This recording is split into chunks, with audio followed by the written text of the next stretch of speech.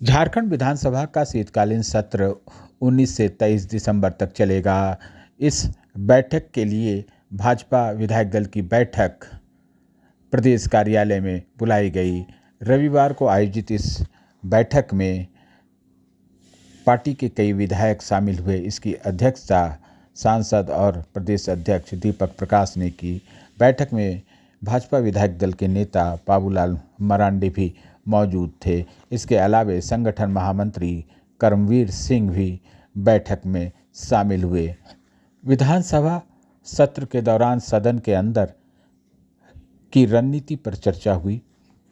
Party की ओर से समसामयिक विषय को सदन में जोर शोर से उठाने का निर्णय लिया गया। साहिबगंज दल के मुख्य सचेतक बिरंची नारायण ने क्या कहा, सुनिए। यह प्रदेश पहले से ही खान खनिज, पत्थर, बालू, कोयला के लूट से परेशान था। लगातार 3 वर्षों तक पूरे प्रदेश की जनता त्राहिमाम कर रही थी कैसे इस सरकार के इशारे पर, सरकार के षड्यंत्र के फलस्वरूप बड़े पैमाने पर साहबगंज से लेकर सिमडेगा तक राज्य के प्रत्येक जिले में पत्थर, कोयले, बालू की लूट होती रही है। साथ ही साथ हम कह सकते हैं कि एक और जनभावना घोटाला इस सरकार ने किया है, और वह जनभावना घोटाला जो है वो है 1932 का, जिस खतियान को लागू करने की बात यह सरकार कर रही है। और एक यात्रा मुख्यमंत्री जी निकाल रहे हैं। गढ़वा से शुरू किया और गढ़वा से यात्रा शुरू करके विभिन्न जिलों में यात्रा जा रही है, और वो कह रहे हैं कि हमने तो 1932 का खतियान लागू कर दिया। आप प्रेस के सुधी लोग हैं, आपको भी पता है कि 1932 का खतियान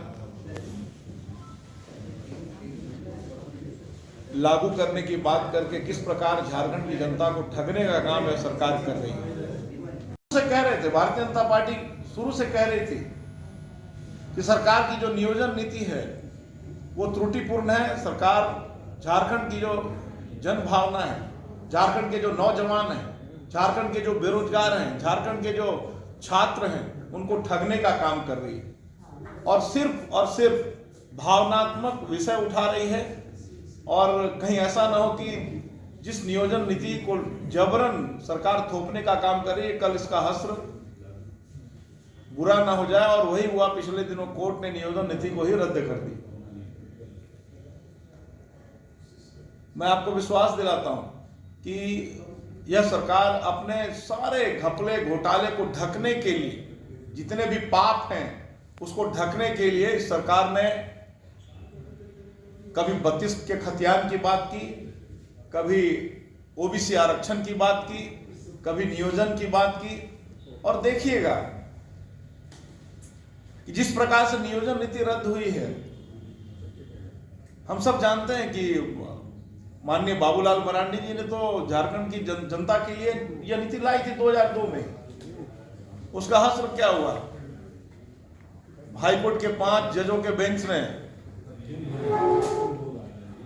इसको निरस्त किया। और उस ऑर्डर में स्पष्ट है कि सरकार यदि इस नीति को लाना चाहती है तो इसकी समीक्षा करके इसे बढ़िया तरीके से लागू करे।